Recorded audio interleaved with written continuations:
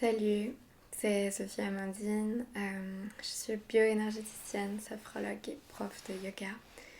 Et j'avais envie de faire une vidéo sur les dimensions.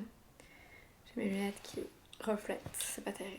J'avais envie de faire une vidéo sur les dimensions, c'est-à-dire la troisième dimension, la quatrième dimension, la cinquième dimension. Je sais pas si ça vous parle, si vous en avez déjà entendu parler.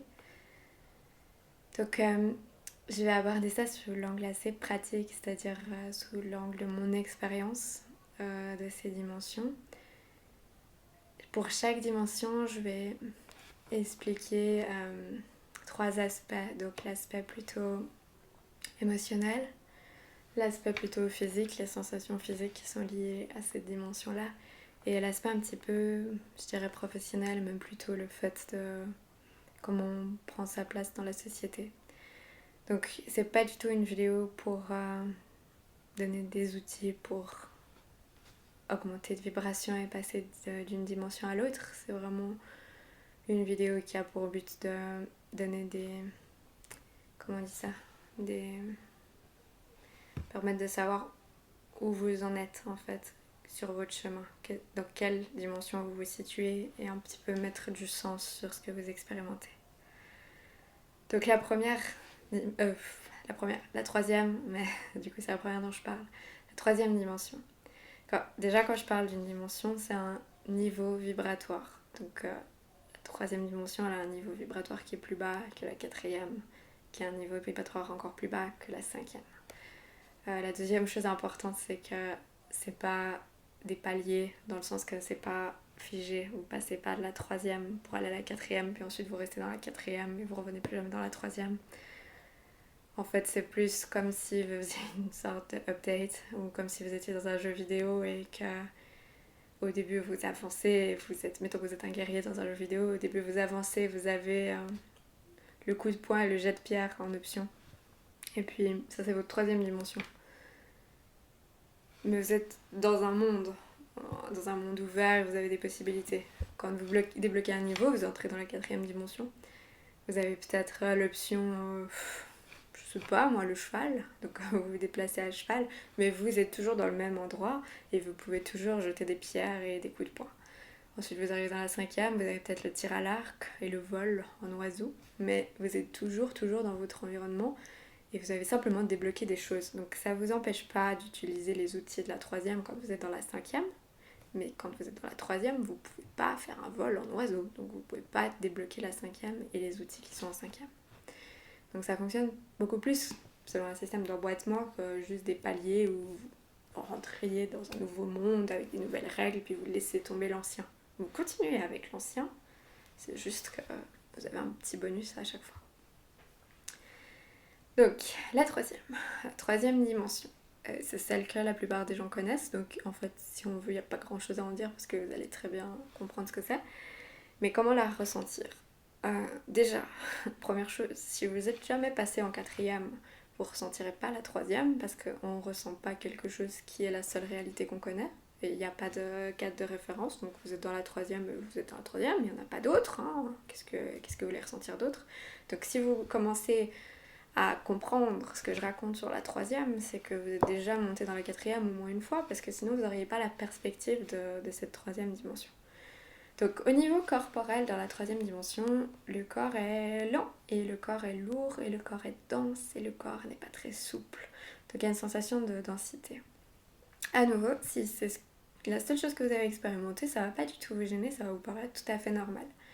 Si par contre vous êtes déjà monté vibratoirement plus haut, ça peut être très inconfortable parce que vous aurez l'impression de rentrer au milieu dans un sac de patates, au pire dans un scaphandre, enfin ça va être plombant quoi. Vous allez être sacrément plombé au niveau physique, les sensations elles vont être désagréables.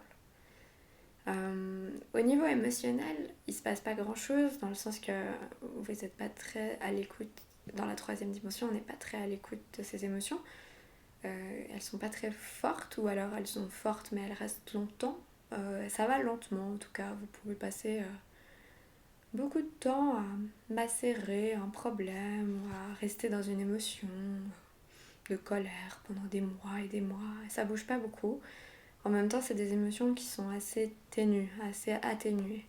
Les sensations subtiles, il n'y en a pas beaucoup, je crois qu'il n'y en a pas.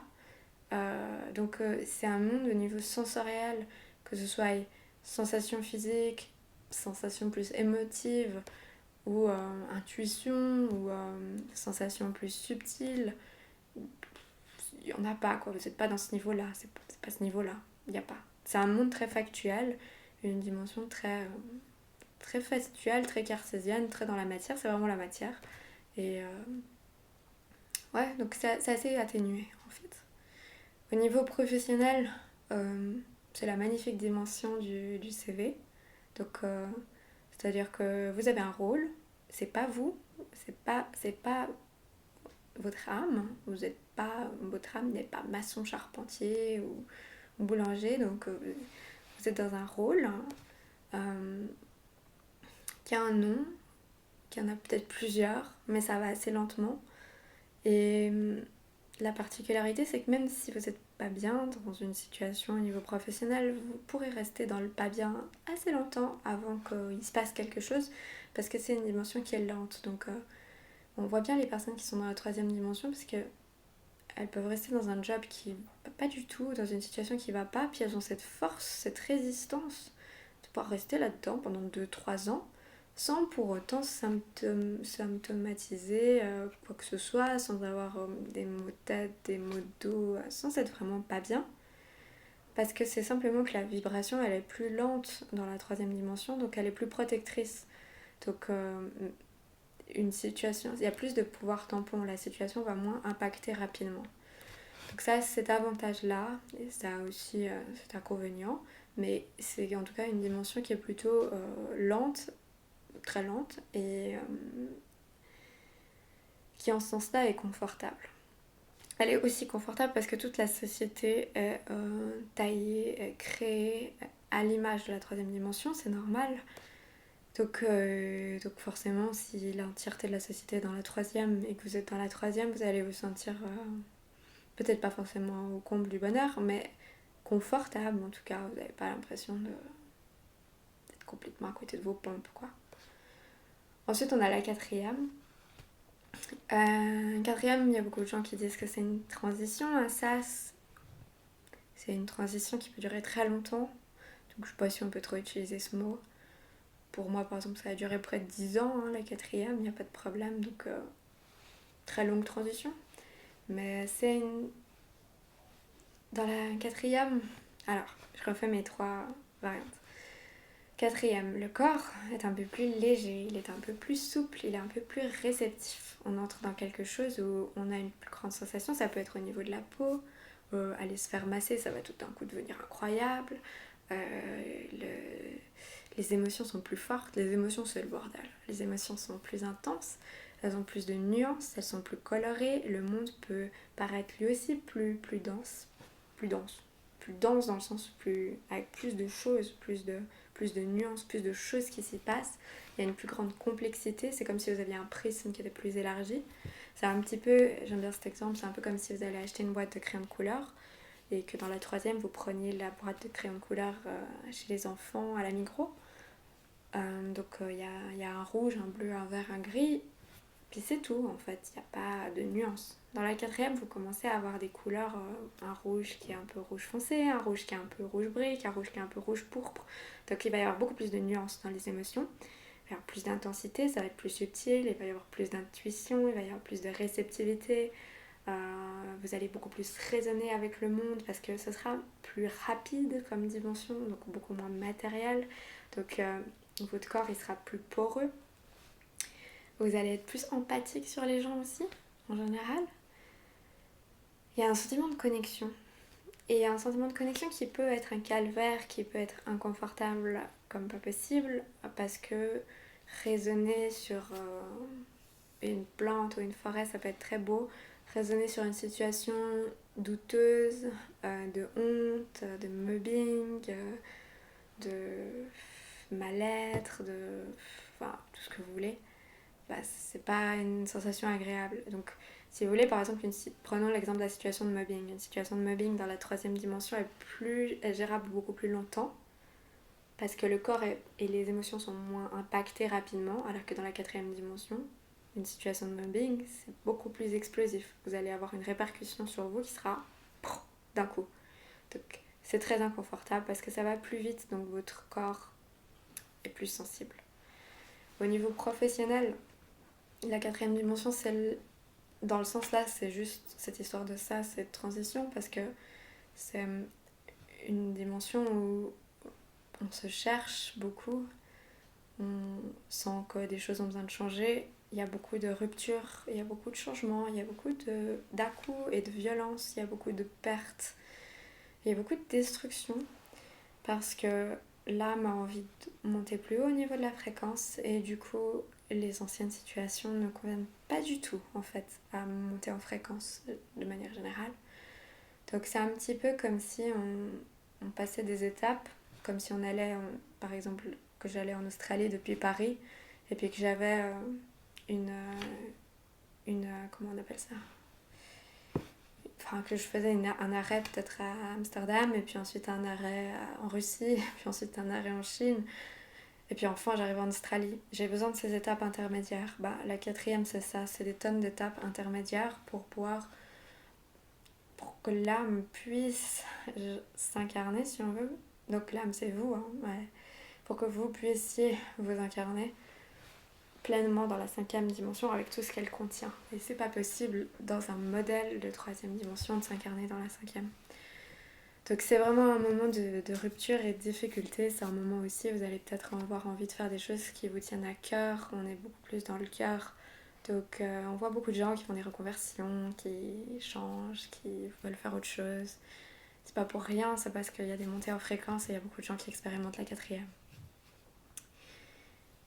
Finalement, la cinquième dimension, c'est quelque chose que j'expérimente moi depuis pas si longtemps que ça, je pense depuis 1 an ou 2.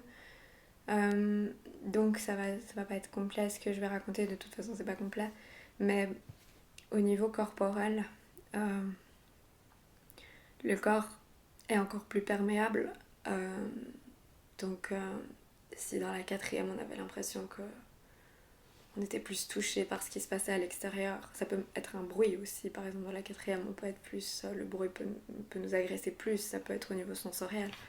Dans la cinquième c'est une impression que le corps est beaucoup plus évanescent, beaucoup moins solide en fait. On est en train de sortir du côté hyper dense, hyper matériel, et on est en train d'aller vers quelque chose qui est plus léger et plus souple.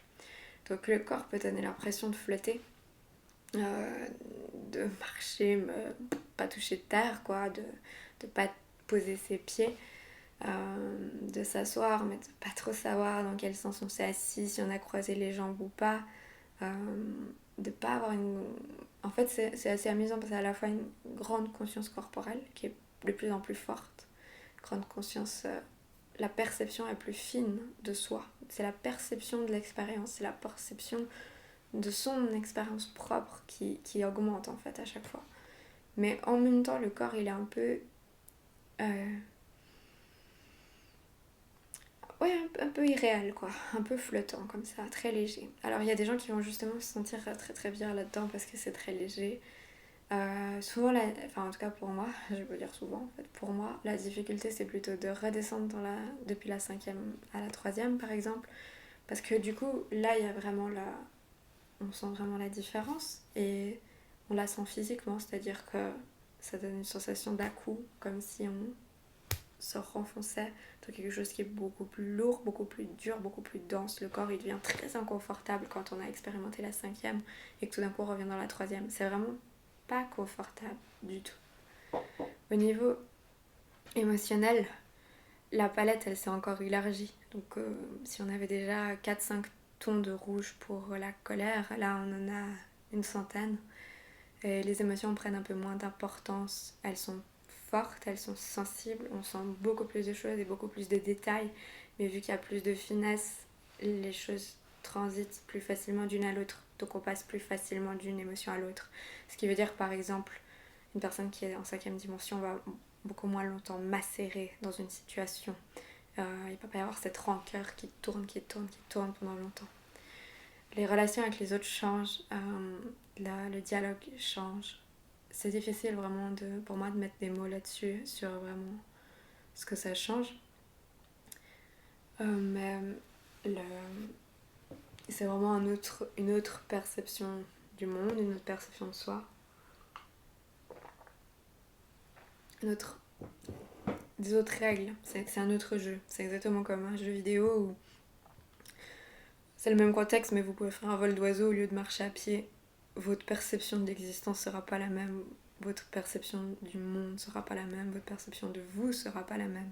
Donc avant de rentrer en 5e dimension, vous mourrez. En fait, votre réalité meurt, votre expérience meurt. Vous avez l'impression de vous mourir 1 million de fois, d'aller au bout de quelque chose et qu'il n'y aura rien. C'est très inquiétant d'arriver en 5e dimension. C'est très flippant. C'est pas quelque chose qui est sympathique, qui est doux, c'est quelque chose qui est très percutant, très violent. Ensuite, au niveau professionnel, pour notre 5e dimension, je dirais qu'en fait, moi, ce qui m'intéresse plus, c'est comment ces dimensions, on peut les mettre en place dans la société. Parce que si c'est un sujet que vous connaissez, que vous avez déjà lu, il y a pas mal d'articles quand même sur le web là-dessus. Et ce avec quoi je suis en désaccord, c'est le côté BA. Parce que oui, la 5e dimension vibre sur une fréquence où il y a de l'amour. Quand je dis il y a de l'amour, c'est pas il y a de l'amour, genre on aime quelqu'un, c'est l'amour est là. On ressent cet amour, il est partout. Et ça a l'air génial quand tu dis ça, ça a l'air magnifique. Et c'est magnifique, mais dans un contexte qui n'est pas adapté à la 5e dimension, les personnes qui expérimentent ça déjà ne peuvent pas rester en 5e dimension tout le temps, donc ils n'arrêtent pas de faire des va-et-vient. C'est-à-dire qu'une personne, peut-être vous, je prends une personne au bol, c'est juste un exemple, mais c'est tout à fait possible de se réveiller le matin, d'être en 5e dimension, de redescendre en 3e avec un repas de famille ou un boulot, ou simplement le métro, le trajet, le bus. Et puis ensuite, pouf, vous redécoller en 5e. Si vous vivez des transitions comme ça, 5e, 3e, 5e, 3e, tous les jours, c'est épuisant. C'est vraiment très loin d'être confortable, c'est très déconcertant, c'est très déprimant, c'est très violent parce que le but ce serait de rester dans la 5e. Donc forcément que les autres dimensions du bas, entre guillemets, vont être de plus en plus inconfortables pour nous pousser à monter. C'est juste l'âme qui a envie de monter de plus en plus. Donc au niveau professionnel, j'avoue que moi je suis extrêmement dans la question vis-à-vis de ça, vis-à-vis de la 5e dimension, parce que ce qui se passe en 5e, c'est qu'il y a de moins en moins de différence entre l'âme et la personne. Donc on a envie d'exprimer ce qui est vrai. Ça c'était déjà dans la 4e. Dans la 5e, on l'exprime. C'est-à-dire que c'est une communication qui est complètement vraie. Il n'y a pas de barrière entre soi et l'autre. On exprime exactement ce qui est dans l'essence. Donc pour exprimer déjà l'essence, il faudrait déjà savoir ce que c'est que l'essence. Donc c'est pour ça qu'il y a toutes ces étapes. J'arrive jusqu'à la 5e.